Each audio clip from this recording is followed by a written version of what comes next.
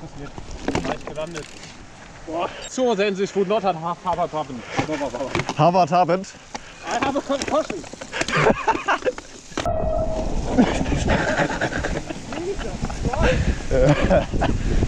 I think this is enough for today. Yeah. Time to go home. My cognitive functions are impaired massively.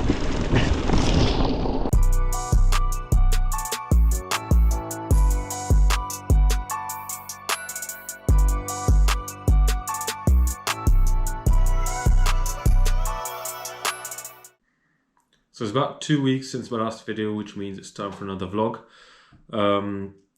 We're 2/3 into November now, which means I've got down my first 2 weeks of structured training. I did about 17 hours both weeks. Yeah, so for me quite a lot because I have to work alongside as well, and it's yeah, quite a high training volume for me in November at least. Yeah, but other than that, I started off my training blocks with a bit of testing. So I did an FTP test to just see where I stand, my training zones are, etc. I don't really think the FTP test replaces a proper diagnostic with a VO2 max measurement and lactate and etc.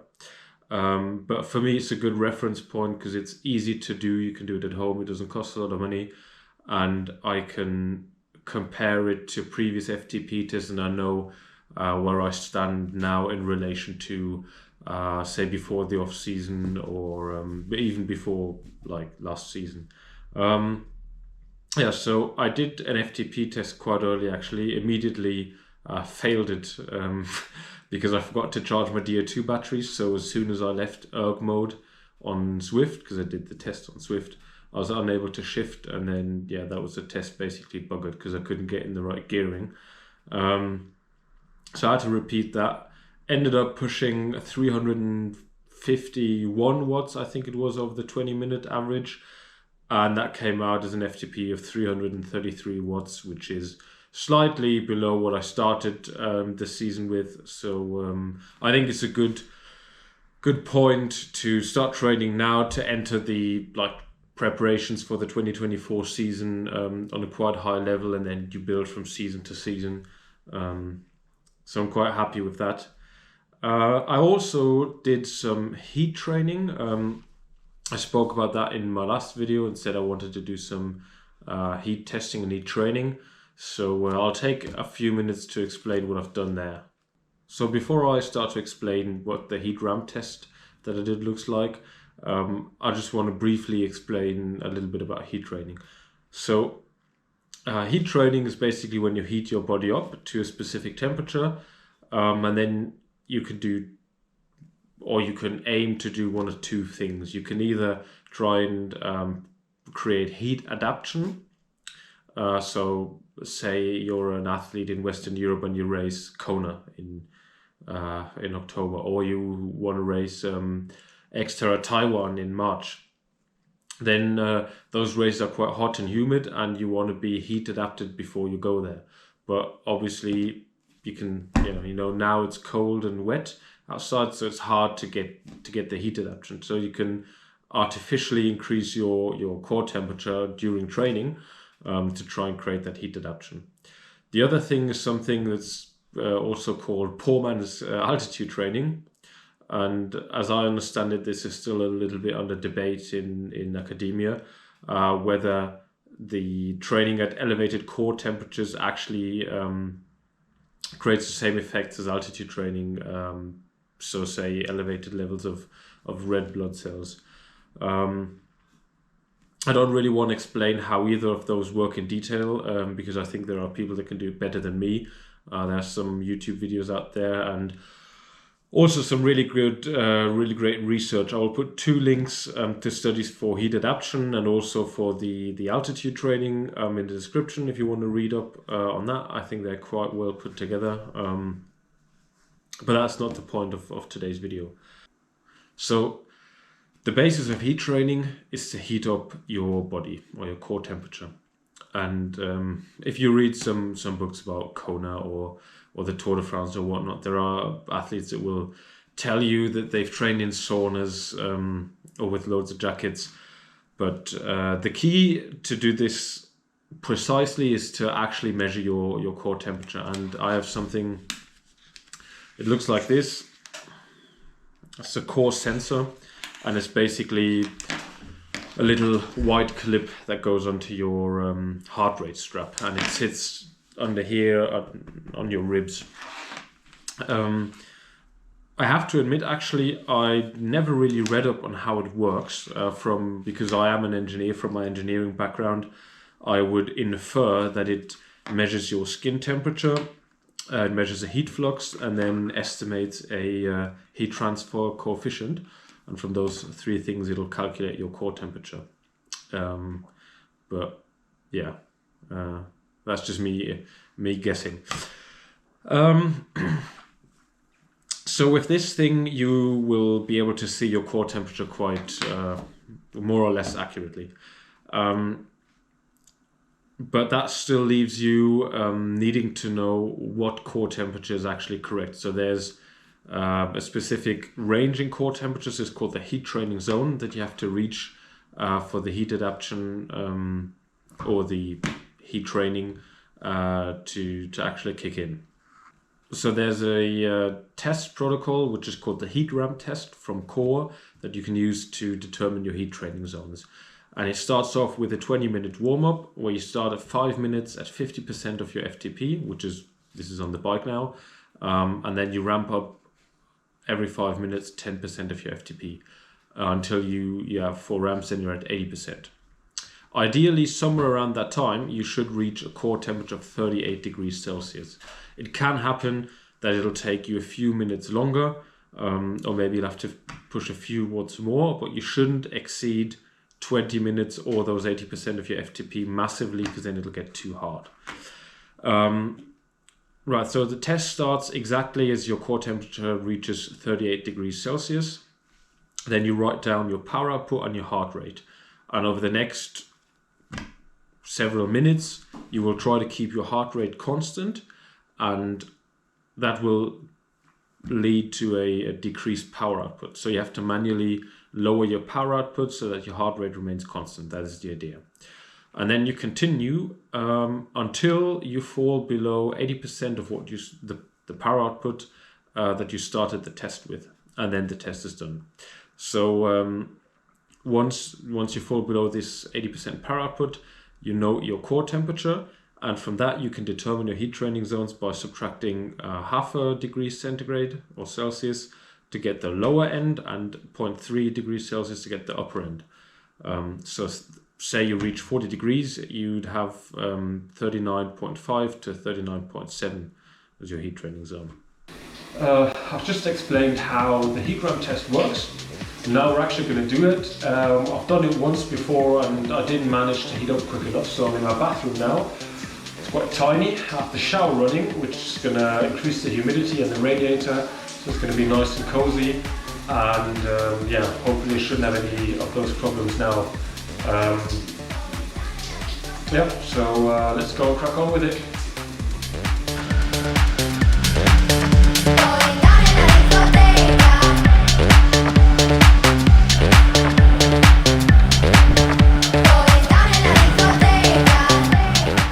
Okay, so I have my 20-minute warm-up done. I'm still at 37.9 core temperature. So I'm just going to keep going.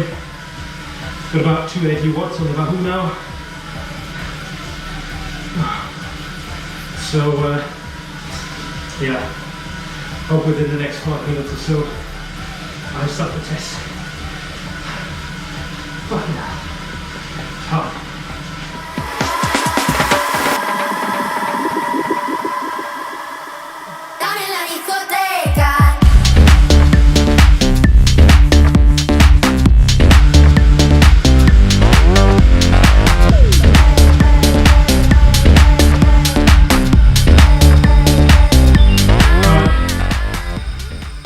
Test done, about just short of 20 minutes, 38.88, it's only going to go up to 38.9 I reckon. Whew. That's hard.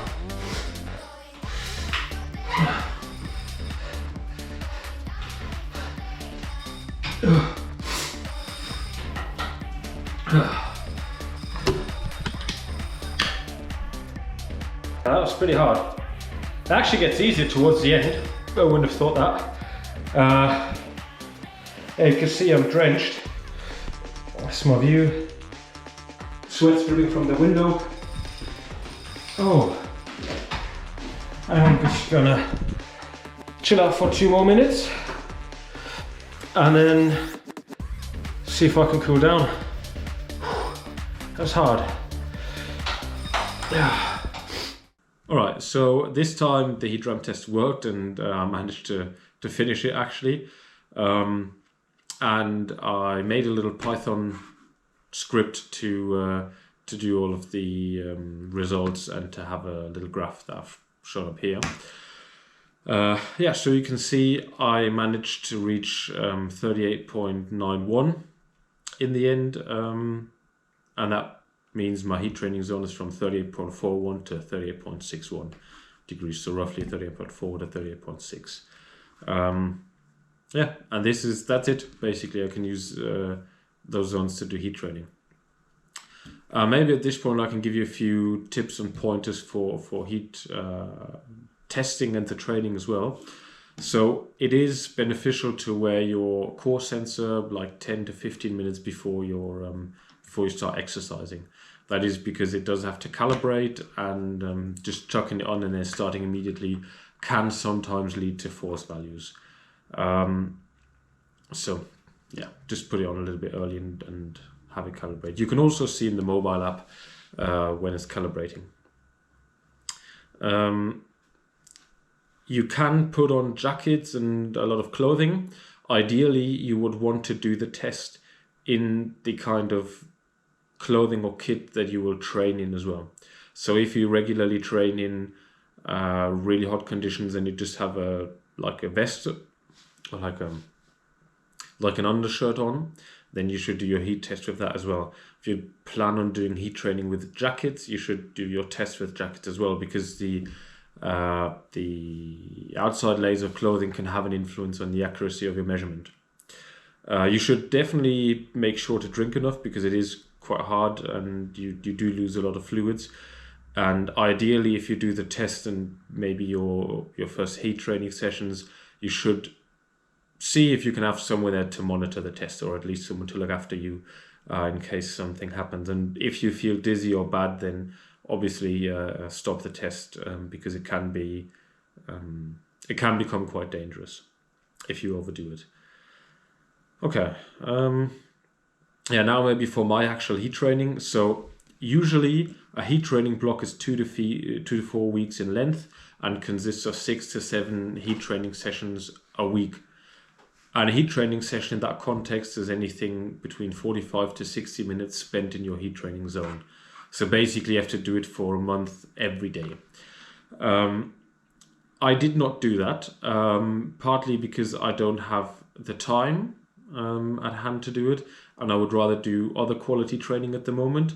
Plus, I don't really need the heat adaptation now. I just want to try out how everything works and the intricate features of heat training. Let's put it that way. So I did try a few times to do a heat training session and get into the heat training zone.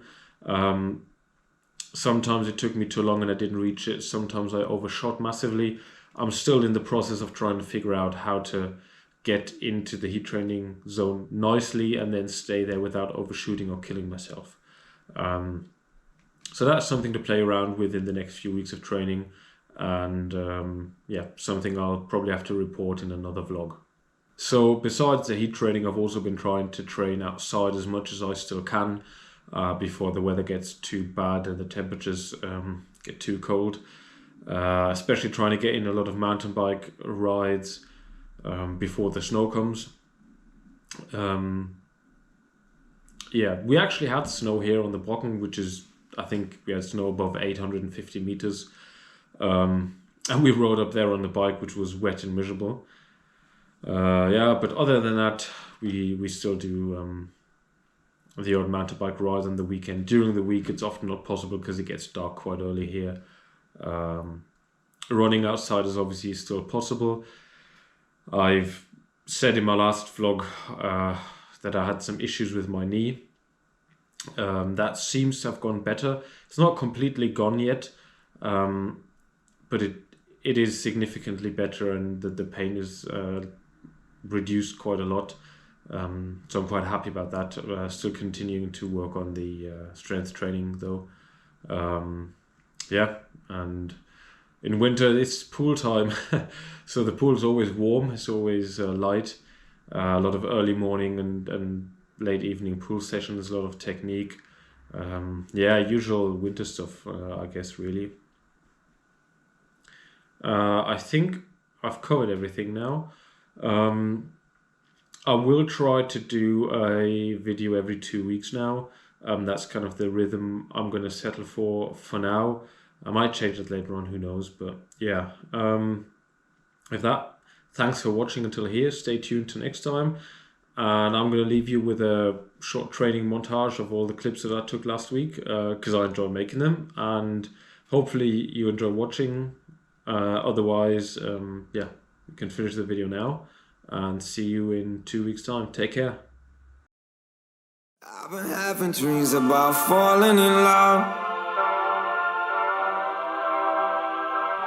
It feels so real, but nobody is here when I wake up. Do you know my name?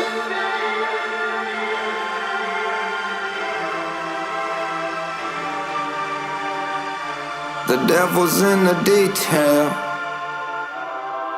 I'm a natural born